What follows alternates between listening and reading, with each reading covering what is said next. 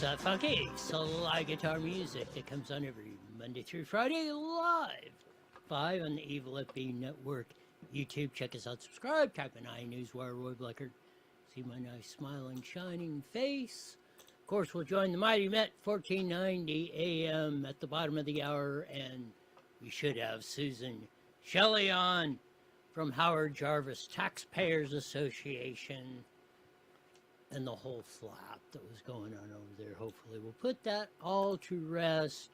We'll save Prop 13 be on the ballot in November. Hopefully we'll have a definitive answer on that before we leave the show. Trump was on it. He gave some very clear instructions to Thune. Pass the Save America Act, or we'll get to that in a moment. There are, who knows, hundreds of thousands, millions waiting to illegally cross the border, and they're waiting for Donald J. to leave the White House. Give you the latest updates on that erroneous situation.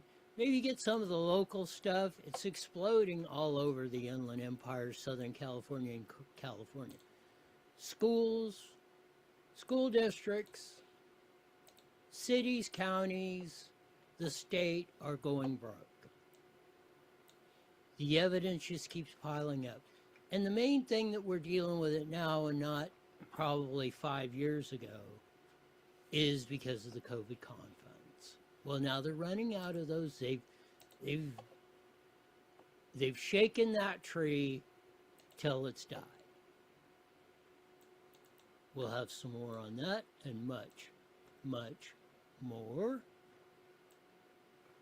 But on this wicked Wednesday hump day, just a week ago, at the port, Bridgeport, New Jersey, hell, it's just south, it's just on the New Jersey side of Philadelphia.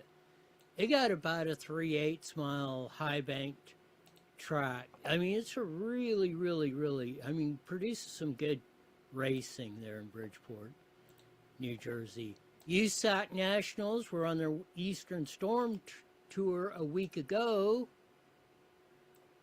Well, things just didn't work out so good for one guy. Here we go. So back underneath him at the exit to number 2.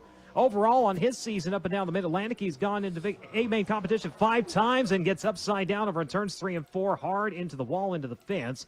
And what a ride for Shane Braxton. So driver is okay getting up out of the car. We'll have a replay here on the Flow Racing broadcast.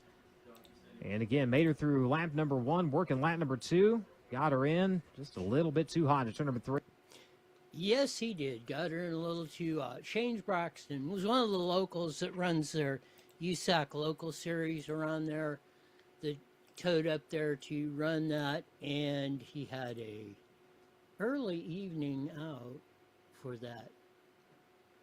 That's for the Wednesday race report. Since it's summertime, there's going to be there's short track racing going on practically every day of the week somewhere, many places all across America. Get out and enjoy some good old Americana out there with go to your local dirt track or pavement track in there on a Saturday night or a Wednesday night if they're running. Bear Vermont will be running tomorrow night as their traditional Thursday date. Lots of Saturday, Sunday. Get out there to the track. Don't just be a couch potato watching it on 3x5 or the big screen at home. Get out there and experience the thrill of victory and the agony of defeat. We're going to have, just at a minimum, if you're a resident of the state of California, and you go to vote in November. At a minimum, you're going to have 17 ballot propositions just from the state. We know LA's going to have another house. They just raised the sales tax barely. Had to crook that one. Barely got it up 0.5%. They're going to try another 0.5%. I mean, why not? But there's going to be local bond measures and taxes. I don't know. It's going to be interesting because most, other than the LA one, which is barely passed, I don't even think 50% of the school bonds, I think less than 50% of the school bonds, and that hasn't happened since 2020. And that was an off year, anomaly, outlier, passed in this past June, or a few weeks ago, I guess we should say. We're still in June. But, and most of the tax increases went down, even up in the Bay Area, San Diego, and most points in between. Here's a rundown. Voter ID, which is a yes. Limit healthcare executive compensation. I'll have to study that one.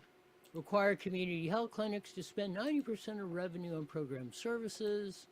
More mandates. Not necessarily looking at that with the jaundice side. Restrict political spending by healthcare unions. Oh, that one's going to be very interesting. CEQA reform. We'll see if it's really reform or it's more we're going to hose you over. Make it temporary 2012 millionaire tax permanent. Remember, there's no such thing as a temporary tax. Billionaire Wealth Tax, Taxpayer Protection Act, which we will be discussing with Susan Shelley in the big flat buffoon bass cause the other day. Prohibit retroactive tax. Prohibit new tax. Well, that sounds good. But you should have a retroactive if you're eliminating taxes. Immunity research bond, we're an automatic 111% no on bonds. Create middle income home loan program. Oh, that will be a disaster. $11.25 billion affordable housing bond. That's a lie. We'll get into that. Strengthen rainy day fund. Oh yeah, we'll just create a rainy day fund so they could get their mitts on more of our money. Voting thresholds for tax measures. Public campaign financing, recall election reform. That's just 17 on your local ballots. Or I mean on your statewide ballot. Every California, the 110 million or whatever number of ballots that they throw out. You know, we ought to do another. Maybe we'll bring it up with Susan Shelley. She's really good on the election stuff. Maybe we should have who is eligible to vote in California per California law in November 2024, and how many ballots do they send out? And maybe we should do this by county too. I bet you that would be an enlightening number.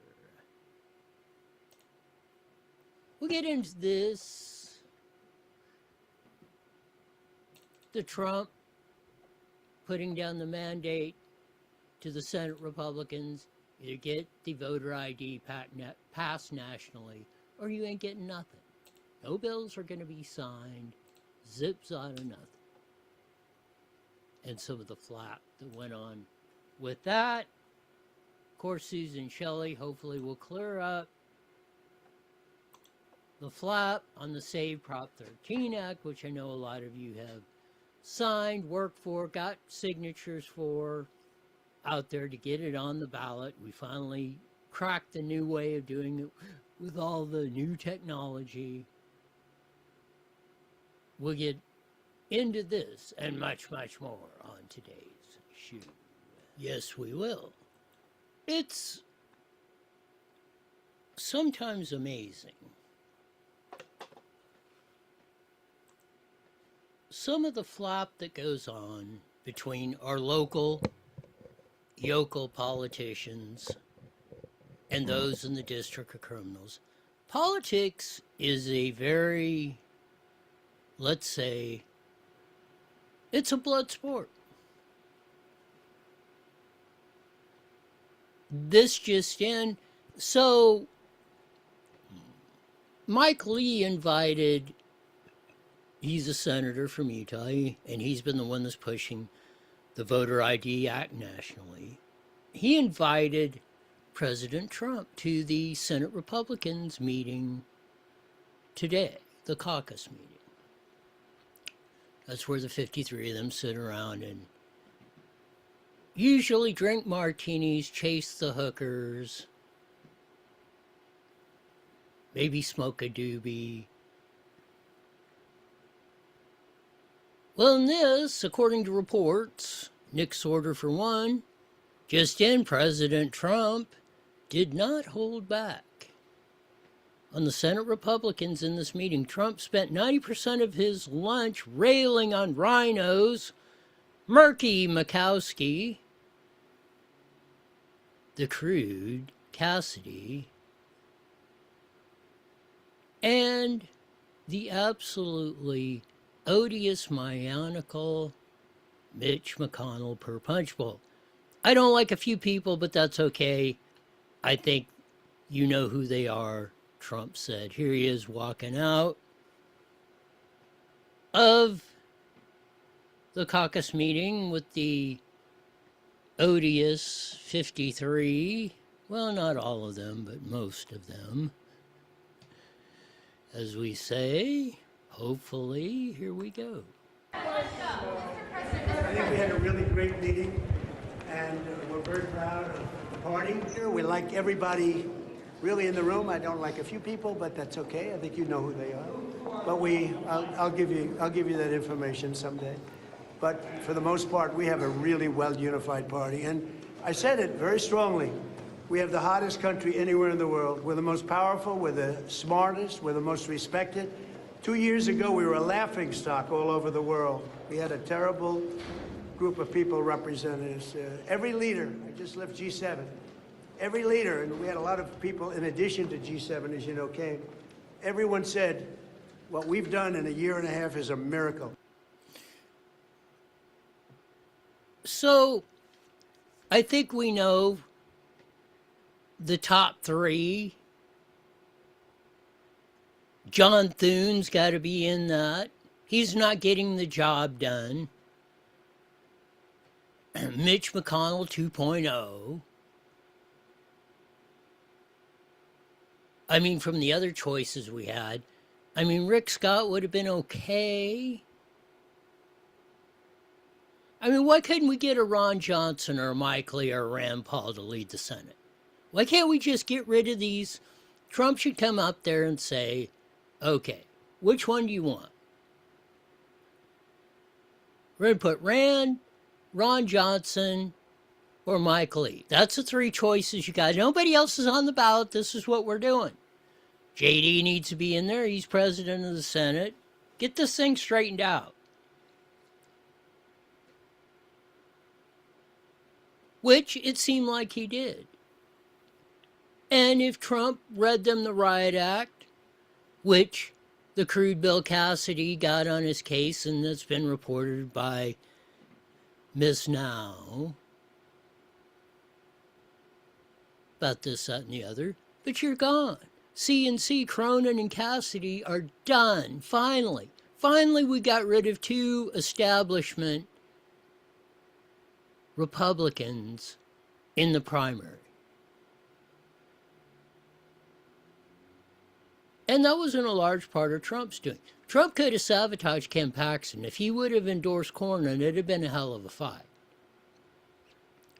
And if he would have endorsed Cassidy, he'd have probably made it through.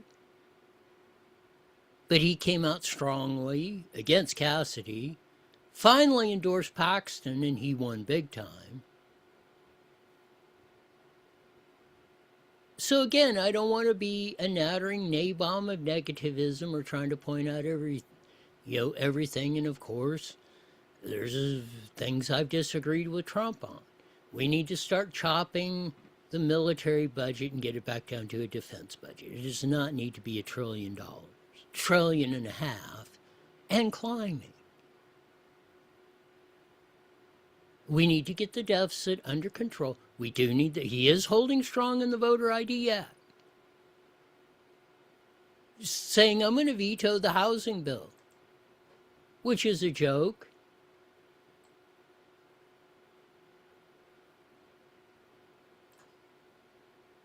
More from El Presidente. In the Senate.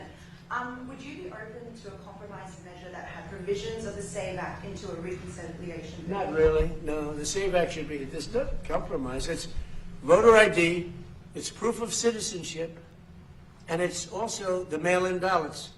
We want mail-in ballots for the military if they're away. We want them for people that are ill or people that are in some form handicapped or have a hard time or people even that are on vacation.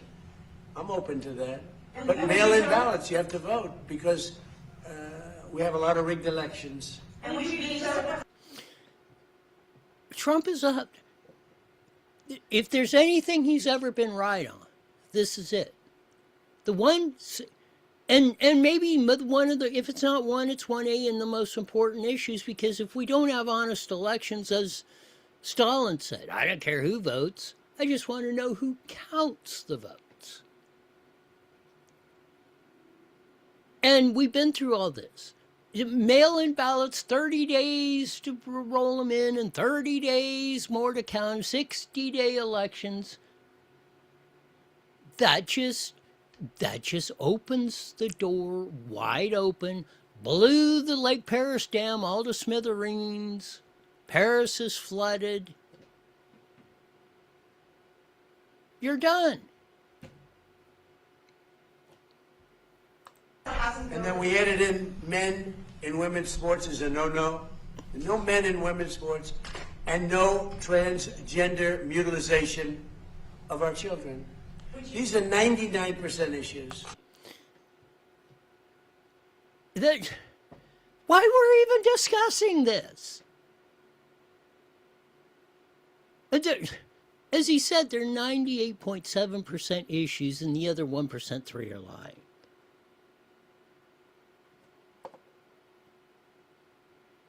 He's holding, which president has held the line like this on tough issues in my lifetime?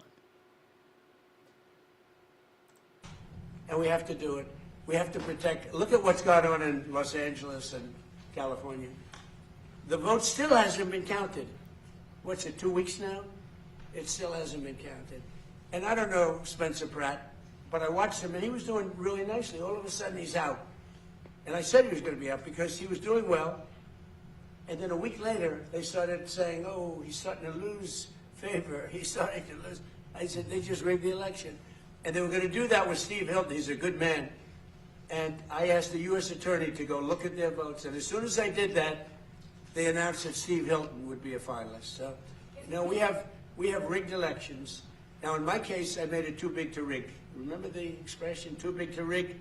But we have rigged, and we have to have voter ID. If we don't have voter ID and proof of citizenship, but basically it's the Save America Act. Everybody wants it. Everybody is it, including Democrats. 87% of Democrats want it. Not the leaders, because they want to cheat. Their policy is so bad, they're... And the cheating goes on. Tommy Tuberville, Alabama senator, soon to become Alabama's governor, famous football coach, said, reason the Save America Act is not getting through the Senate, says maybe not as many, but there's a lot of establishment Republicans up there, maybe Thune, Murkowski, Mitch McConnell, that owe their seats to voter fraud.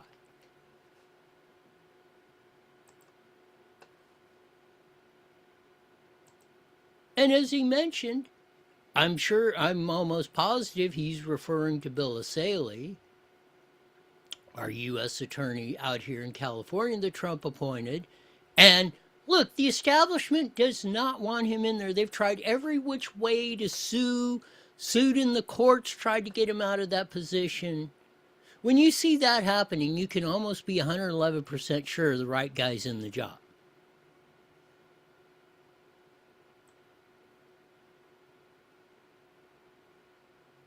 the whole New York thing, and I've been warning of this.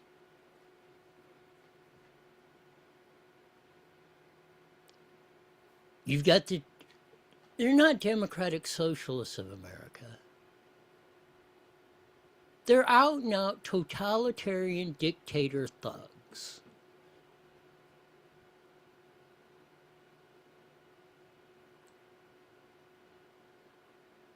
They took out the leader of the Hispanic caucus in the House.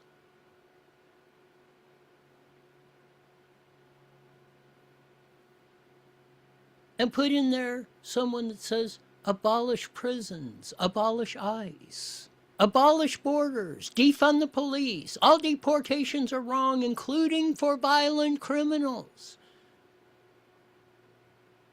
That's Darliza Avila Xavier of New York 13. Claire Valdez, who took out the Levi's there. Who was a complete anti-Trumper? That wasn't good enough. Grant citizenship and voting rights to illegal aliens, use taxpayer funds for all transgender treatments, and eliminate all private health insurance. Brad Lander, abolish ICE, forgive all student loans, expand the Supreme Court. He got a clean sweep of congressional seats that were up in New York. Look at what's happening. We got a choice in Los Angeles for mayor between two communist candidates who believe all this crap. They're taking over Texas. DSA members are sitting in city councils in Texas today. Who's warned you of that 10, 20 years ago? I own Rick Perry about all this. When he was governor and toting all this crap, I said, you're going to rue the day. You wanted all these Californians in. Once they get established, they'll run over you. They'll hit you like a freight train with you walking on the tracks with your back to it and your fingers in your ears. Harry Enton, on what's happening in New York, in Los Angeles, and all points in between. Well, among Democrats themselves, the Democratic Socialists of America have a higher net favor rating than the Democratic Party does, at least those who are members of Congress. I mean, just take a look here. Dem Socialists of America, plus 17 points. Democrats in Congress, plus 4 points. No wonder that Dem Socialists are getting nominated across the political map in different primaries because, simply put, they're more popular than the Democrats currently in charge. Okay, I'm just thinking back to when I was sitting here and Zoran Mamdani was sitting there when he was running, and I asked him about capitalism. Yes. And he had no problem saying that he had real issues with it. Okay, he wasn't afraid to say it. By the way, he ended up winning. It didn't hurt him. How do Democrats today view socialism compared to capitalism? There's a reason why it didn't hurt him, and that is simply because this is one of the biggest political changes I've seen during my lifetime. Match up socialism, capitalism among Democrats. You go back 16 years ago, 2010, capitalism and socialism right there, favorable rating, 51%, 50%. Look at it now. Socialism clearly in the lead among Democrats. 66% of them view socialism favorably, just 42% view capitalism favorably. No wonder Mamdani had no problem blasting it. Which is fascinating because when you look at races coming up in New York, you've got a big one up in the Bronx, and you've got Zoran Mamdani. That right there tells you the Democratic Party is the party now of communism, of communist dictator Idi Amin, Fidel Castro, Joe Stalin, Adolf Hitler, whoever you want. Even Harry Enton is telling you that on C-frickin' NN.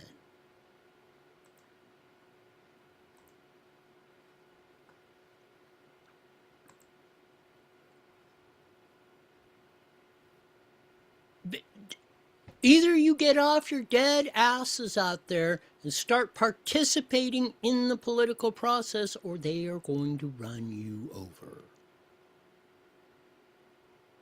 And when they take control, you will have nothing. You will be enslaving to them.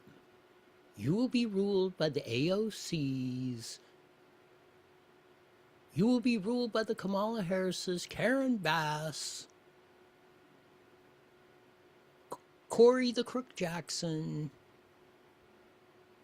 That's your future.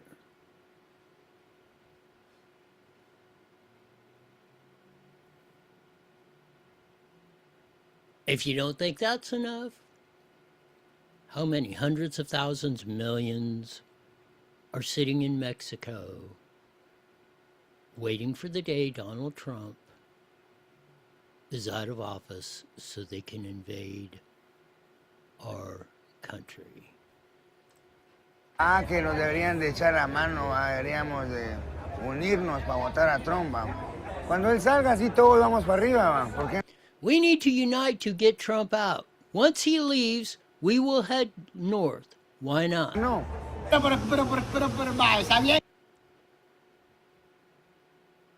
There, here, more of them. It's from peaceful media, as you can see. As you see. Está bien que los quiten. Está bien. Pero ¿por qué Trump viene a chingar a nuestra... Why does Trump screw our people over? My destination is the United States for the 7th time. We are currently in Tapachula, Chiapas. That is on Mexico's southern border with Guatemala. And the reason why we're here is because another migrant caravan is planning on leaving from this park in a couple of days. This is the third caravan that has taken place since Trump has been in office. Now, as you can imagine, the reason why they're leaving in caravans is because Mexico is not issuing visas to migrants here in Tapachula as much as they used to, because the Trump administration is pressuring Mexico to keep migrants away from the U.S.-Mexico border. And so now, initially, a lot of these caravans are saying that they're not planning on reaching the United States. They only want to go through other parts of Mexico because they say that they have better job opportunities there and they have better security. So we're going to be talking to the migrants here in Tapachula.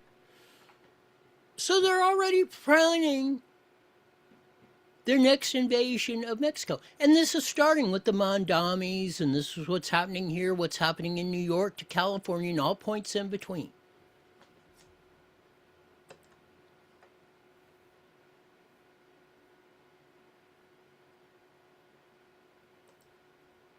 You don't believe it's happening? Stephen Miller, deputy chief for Donald J. In 96, Congress passed a law creating a special fast-track deportation process, expanded removal. That's under Bill Clinton, for illegals who have been inside the U.S. for 2 years or less. After adoption, it was never applied outside of very limited circumstances. In 2004, the George Bush administration published a notice in the Federal Register limiting expanded removal within 14 days and 100 miles of the border. In the first Trump administration, DSS extended ER the full statutory construction enabled by Congress. It was immediately blocked by a federal judge. Biden administration formally restored the Bush policy on his first full day in office. Trump again restored the unreserved parts of that and got it done, and we had that. Massive deportations, mostly south. It's absolutely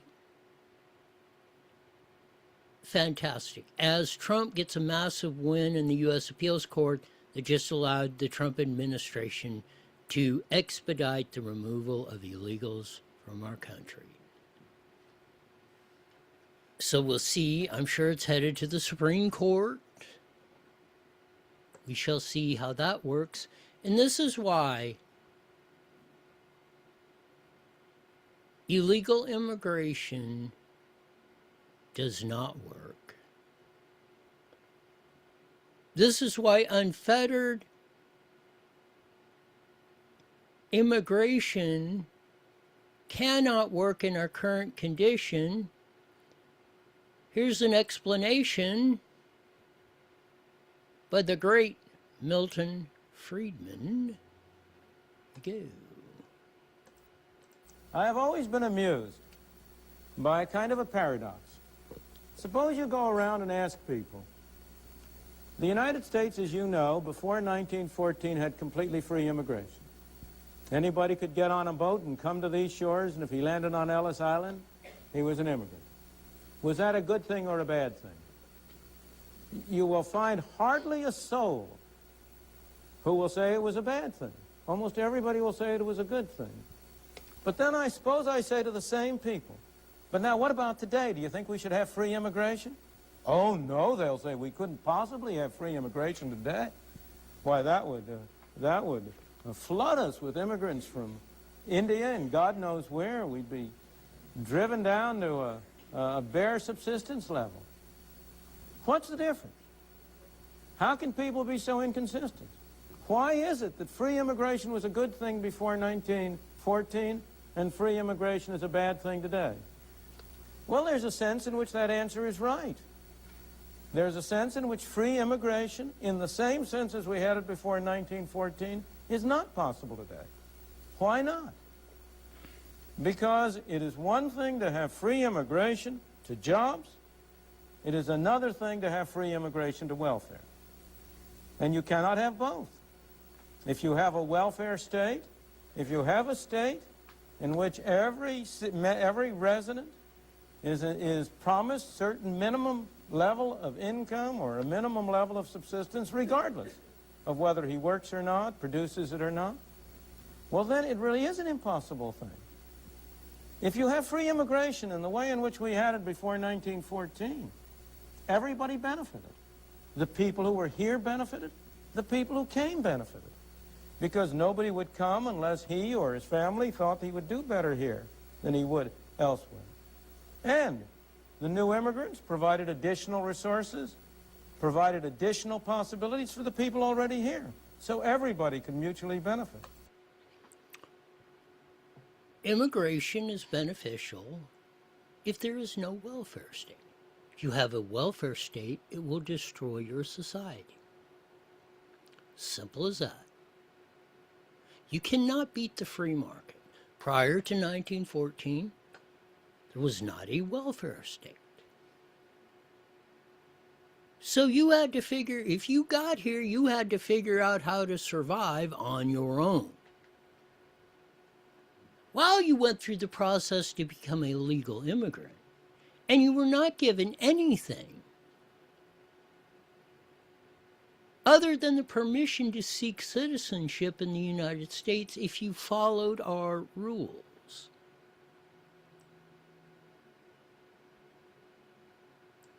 And everyone benefited. Everyone loses when you have unfettered immigration in a welfare state, in a nanny state. As the United States, everything is, they're going to sell you the concept that everything is free, free, free. And that's it in a nutshell. Your society cannot survive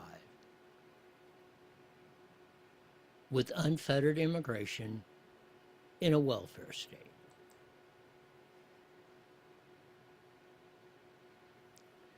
Here's that great that Donald Trump, I think, was referring to. Bill Asaley, California is going broke subsidizing free health care for illegal aliens. Well, it's not free. It's paid for by us dummies here, the California taxpayer. Dr. Oz and the Trump administration have audited the books and found that California improperly claimed $1 billion in federal Medicaid funds to cover the non-emergency care for illegal immigrants. And the list goes on. It does not work. It is subject to failure. It will fail.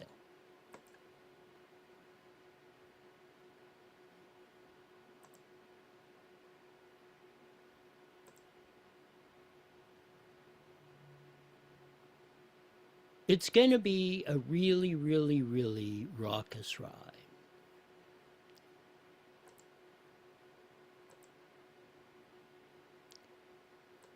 Because we're letting history, we're letting the mistakes of the past repeat themselves.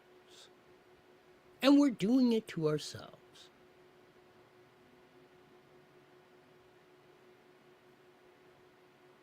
people have an inherent right. What they're doing is wrong. They just can't stop themselves.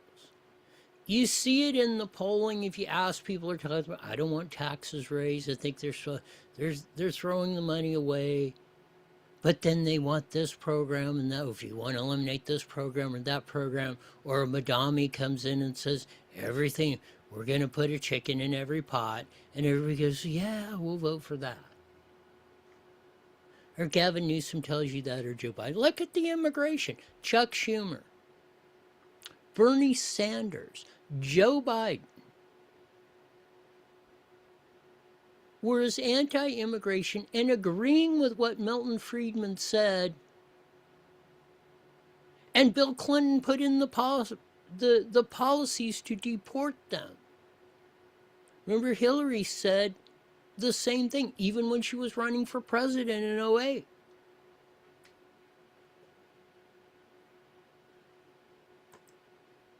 And now it's like flip. The whole Democratic practically party is flipping, saying, yeah, we're going to put the policy in that's going to run the country into the ground.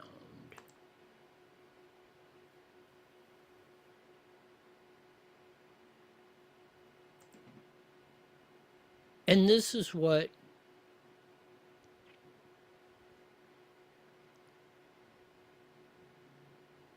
we're faced with. And this is why we have a representative republic. And Ben Franklin said, this is what we gave you in 1776 if you can keep it. Getting close to 250 years ago today. Is a representative, that's why we elect representatives and we don't have a direct democracy. Direct democracy will kill a society. Because people are going to vote in their self-interest, their own perceived self-interest, not the interest of everyone. That's why we have elect representatives. They're supposed to, whether they're representing you in your city, county, sewer cleaning commissioner, Congress, state, president, you elect them, they're supposed to look out for your best interests. They're supposed to weigh the pluses and the minuses and say this is the best way to go. That's what built the greatest country in the history of the world, the United States of America, starting with the Declaration of Independence almost 250 years ago. Are we going to give that up? That's going to be the big question of the day. We'll see if it rolls to fruition.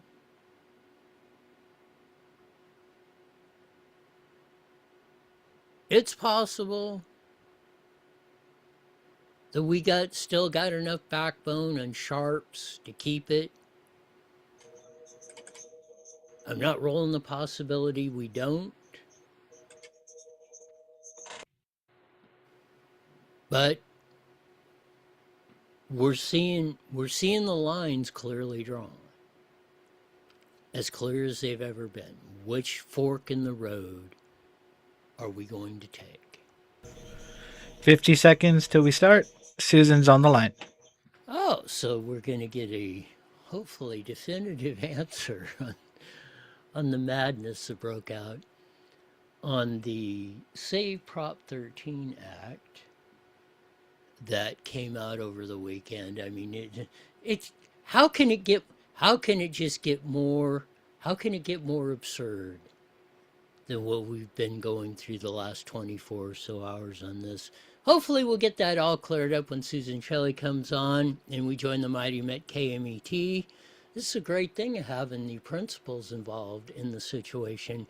We can get the real skinny on exactly what's going on with this whole thing. Will the Save Prop 13 5 seconds. Here we go. Today, IE Newswire Daily is on the air. The following is a paid program. Views and claims expressed are those of the program producer and are not endorsed by this station. Opinions expressed are not necessarily those of radio station KMET, its management, employees, or affiliates.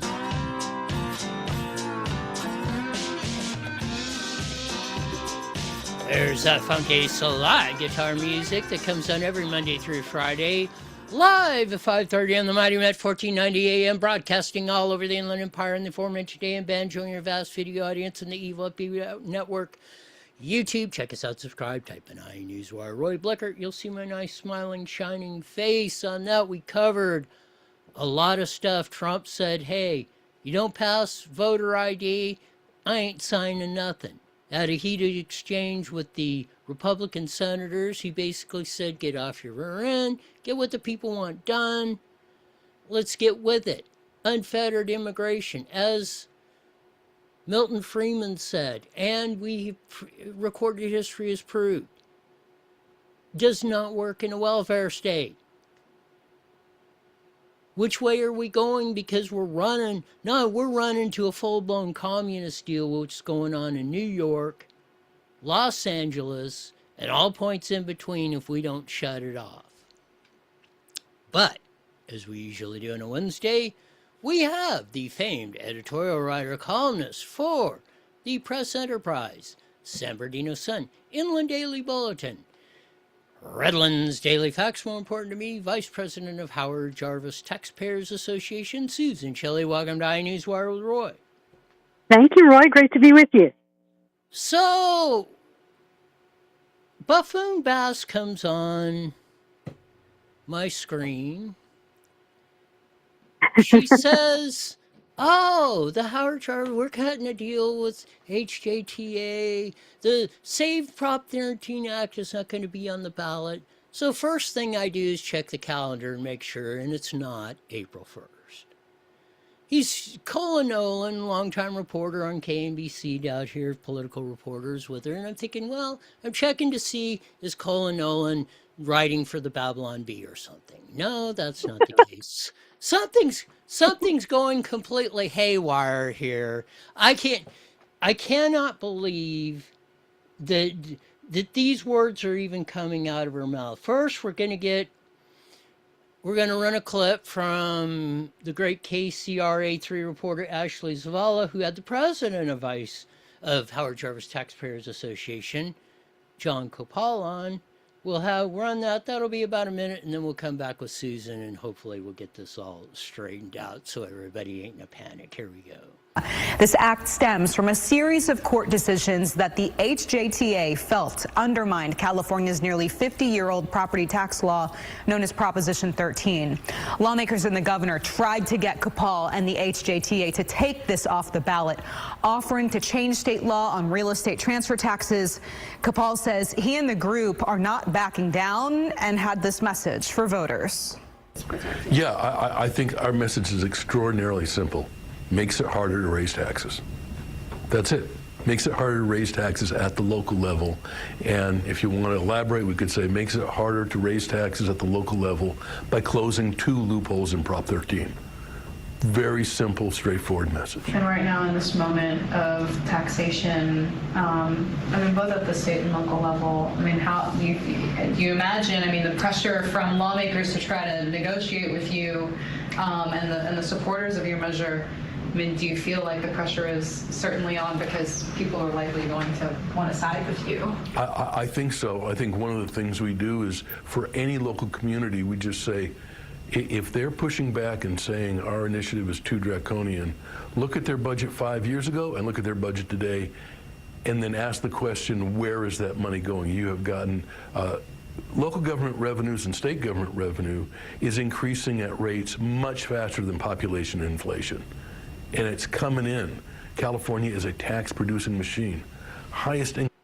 Tax-producing machine. I'm going to read this from the Howard Jarvis Taxpayers Association.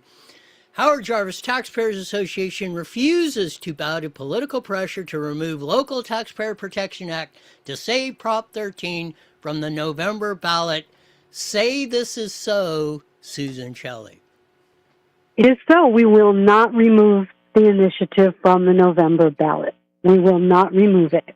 It is on the November ballot. It is staying on the November ballot, and we are going to campaign as hard as we can and do as much as we can to persuade the people of California to make it harder to raise their taxes. We don't think that's going to be such a tough sell. It should be harder to raise your taxes.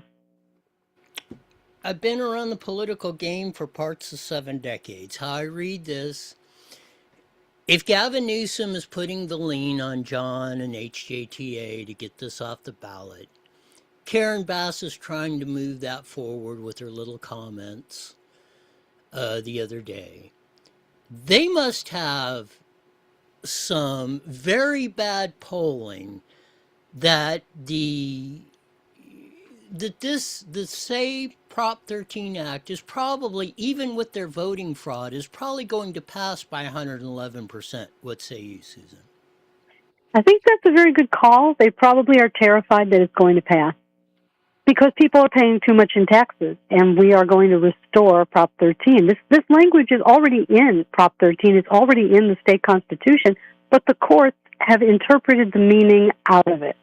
So what this initiative does is put the same meaning back in. Special taxes need a 2/3 vote, no matter how they get on the ballot. No exceptions. 2/3 vote for special taxes when the money is earmarked for some special interest. 2/3 vote. And no real estate transfer taxes, because those are like sales taxes on real estate when a local government is trying to take back all the money you just saved with Prop 13. That's why they're banned in Prop 13. That's why we're banning them again. And we will be repealing all the local transfer taxes that have passed since 1978. We're giving the cities 2 years to use an off-ramp to find some other kind of constitutionally legal taxation that the voters will approve. But these transfer taxes are going to go away. I gotta love John when he said, that's the revenues skyrocketing. Overpopulation, inflation increase. The original GAN Prop 4 deal passed in 79. We get the $1 billion tax refund in 87. They came back and gutted the GAN initiatives.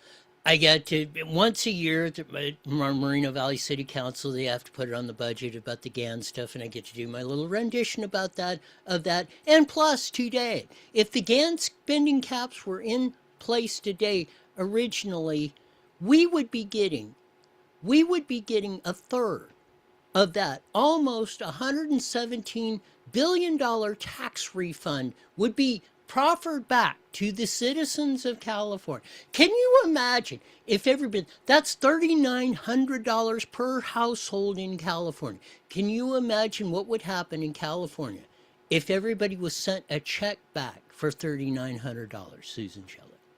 Well, it would stimulate the economy quite a bit. It would be a great thing to do. People should get tax refunds under the GAN limit, but as you said, it was kind of gutted.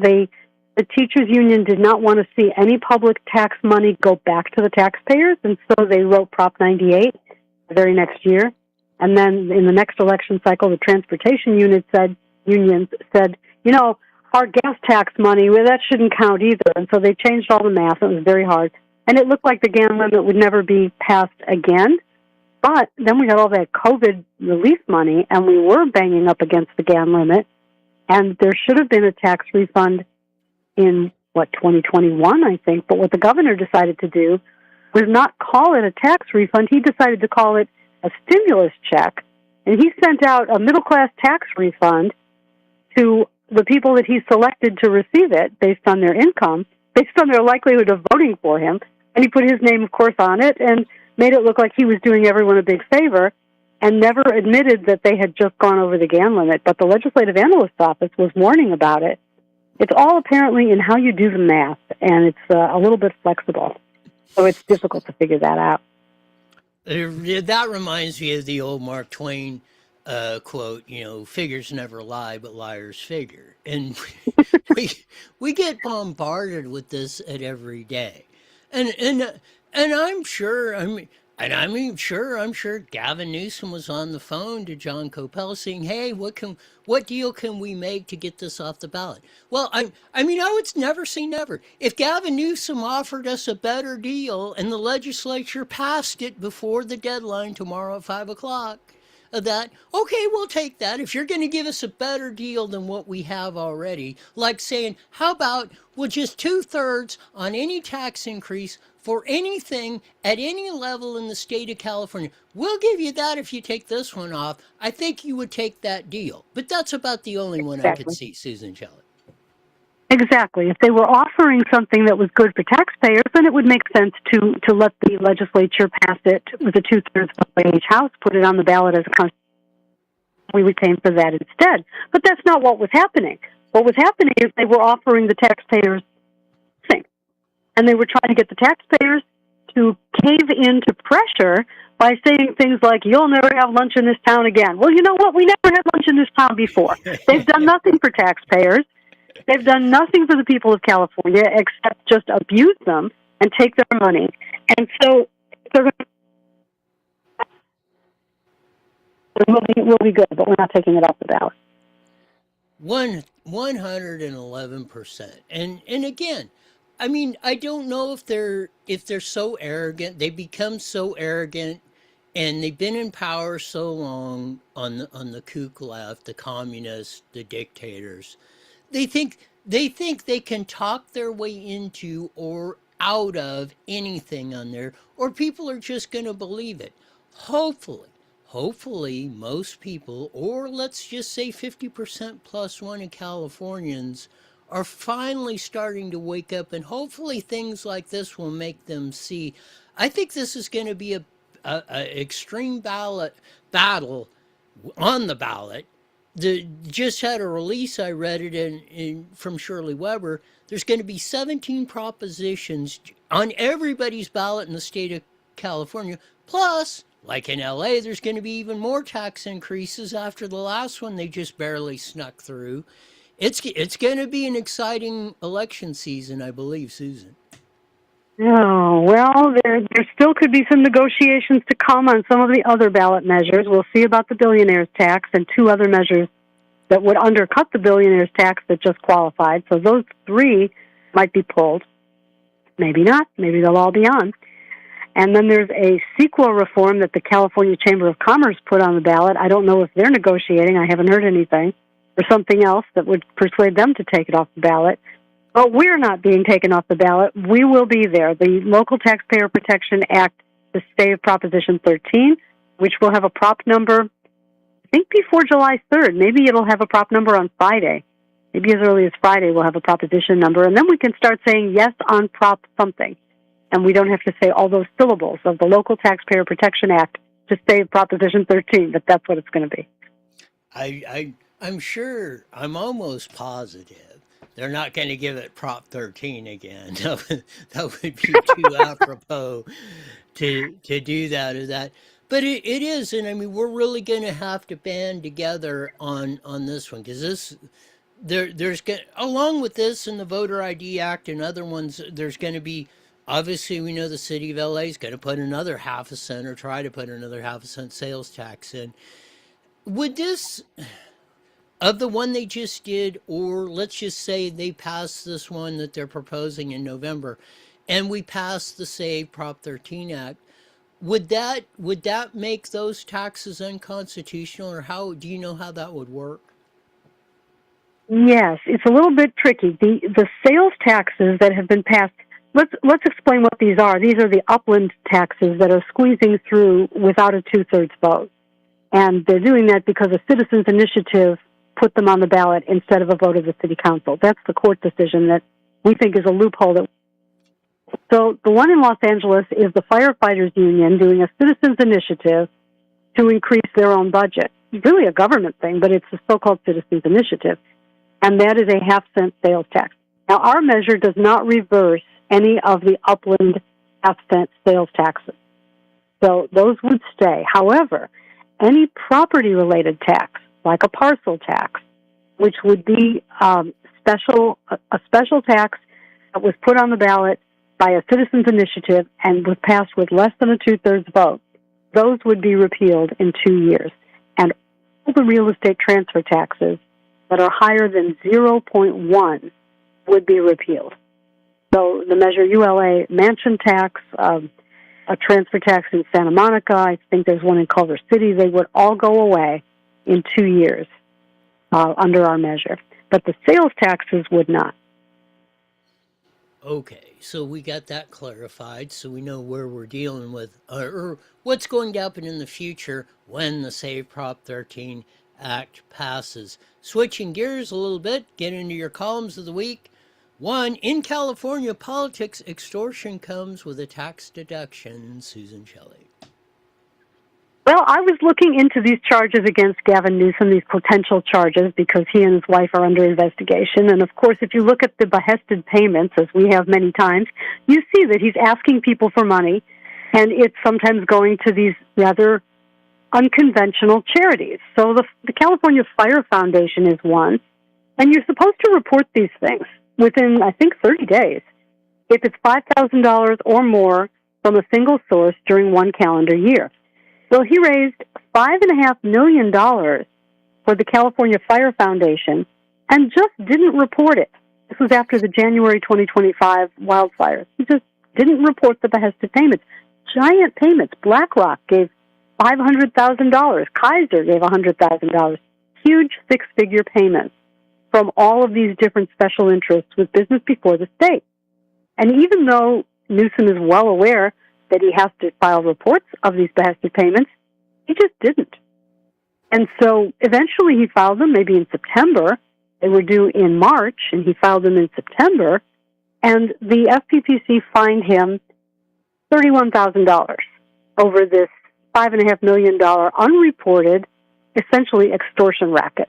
I started looking into what some of these other people were doing with their behested payments, and I uncovered there's something called a Legislative Caucus Foundation. Now get this. Sitting legislators, senators and assembly members in Sacramento right now have these caucus foundations that do fundraising. And who do they do fundraising from? Well, coincidentally, all the same people who are lobbying them for legislation in front of their committee. So you have Southern California Edison, and you have the Prison Guards Union, and they're donating 5- and 6-figure checks to these caucus foundations. And it's, quote, charitable. And they're 501c3s, so it's probably deductible. What do they do with the money? They hold more fundraising events. There's one that's organized by the California Legislative Black Caucus Policy Institute, which is a 501c3. They spent half their money. Their mission is promoting appreciation and education of the African American culture in California. That's what they're supposed to spend the money on. What they spent the money on was a $1 million fee to Pebble Beach for a fundraising venue. Now, really. And this is all deductible. And so I invite the IRS Criminal Division, which has been here, we're told, for 3 years in Sacramento investigating this kind of nonsense. I invite them to look into that because it sure sounds like it's lobbying masquerading as charity. And it probably shouldn't be deductible because they're passing the tax costs to the rest of us. So that's what I uncovered with the Behested Payments Index on the FPPC's website. This convoluted spider web of that. I mean, if it wasn't for people like you digging into this stuff, we would never know. Who the hell ever heard of the Legislative Caucus Foundation? And then when you start digging into it, you know, like you say, you don't even, right off the get-go, I mean, the first thing that probably flashed through your mind, I bet, is, you know, I thought I'd seen every crooked way they could try to do this, and here comes another one. I mean, this stuff is blatantly illegal, extortion, bribery, everything else. Whether they made it legal or not, it should not be there. We should not have any of these processes in place.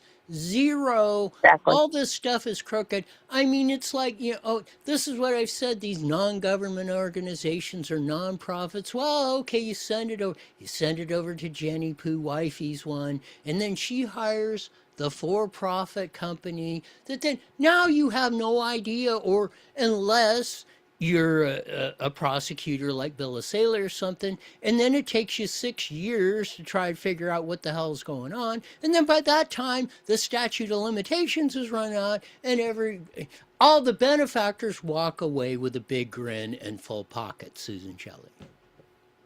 Well, that's certainly the case when the state is investigating. The state doesn't investigate at all. But we have here the United States Treasury Department. So it's the IRS Criminal Division together with the U.S. Attorney's Office.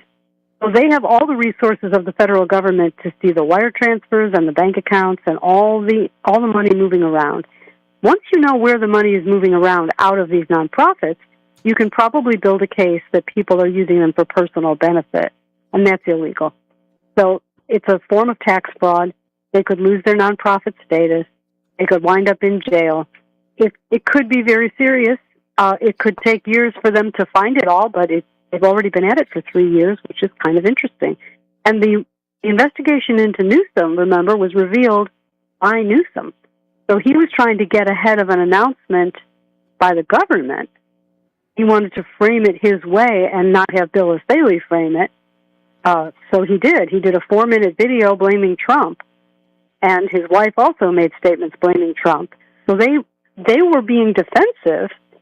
It's a media strategy. It's not an exoneration. It's a media strategy.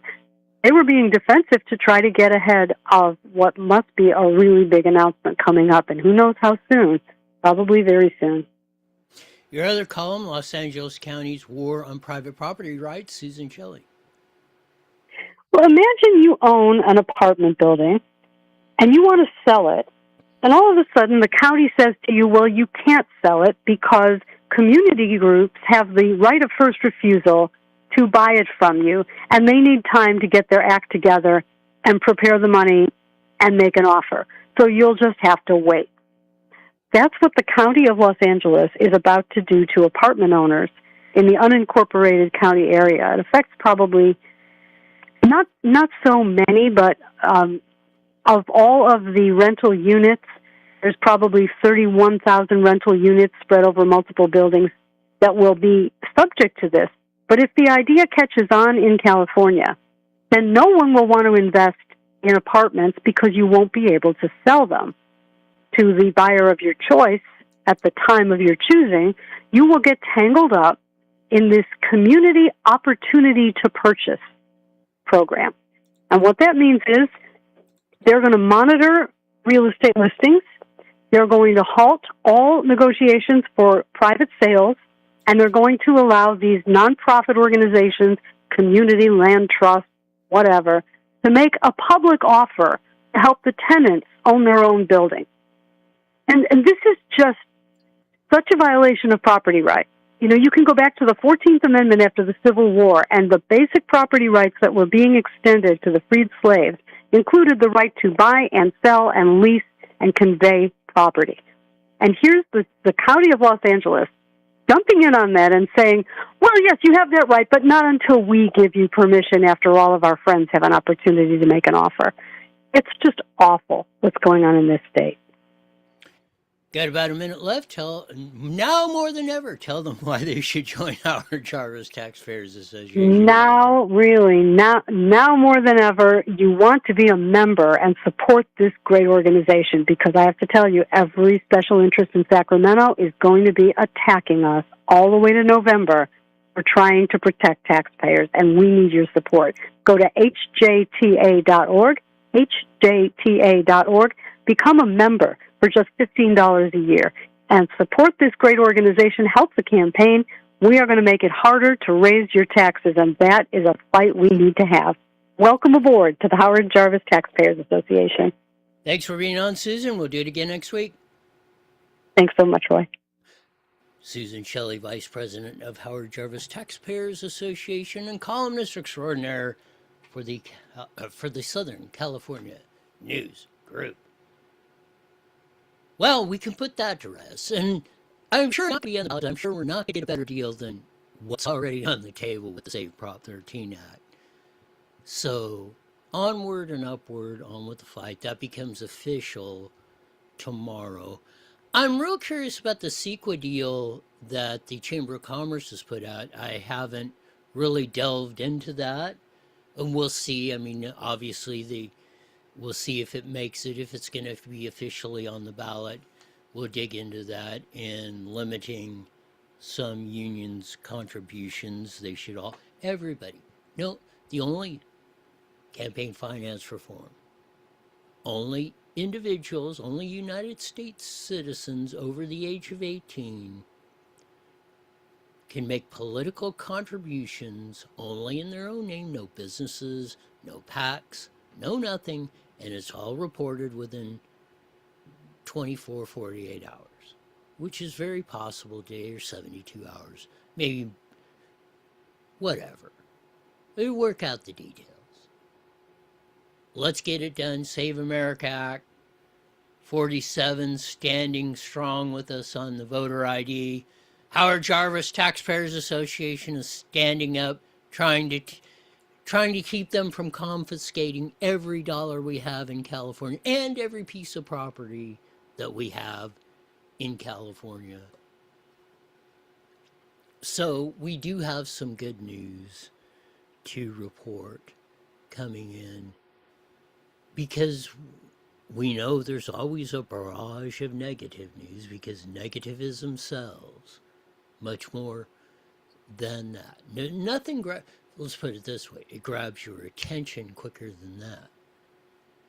So that's why they use it to manipulate you to do things that you normally wouldn't do or know you shouldn't do, but you go ahead and do them anyway. It's why they want to make your kids stupid in schools and charge you more to do it. It's like the examples with John Coppell, and he raised with Ashley Zavala, and we put out many times. It was teachers that started this stuff, or at least started the decline 30-some years ago in the state of California. Hopefully we'll get them to join us to help us stop the slide. We shall see, and we will keep putting the pressure on them until they uncle. That'll do it for today. As we usually say at this time, mandatory you're back here in 23 hours wide to hear the best darn show in the whole wide world. Until then, see ya.